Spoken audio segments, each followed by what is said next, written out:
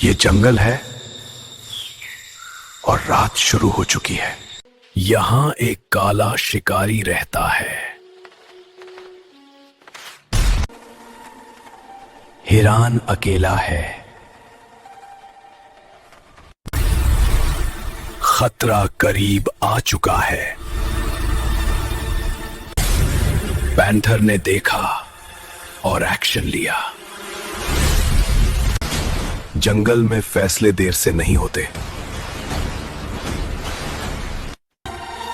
रात खामोश हो गई। कल रात जंगल बच गया।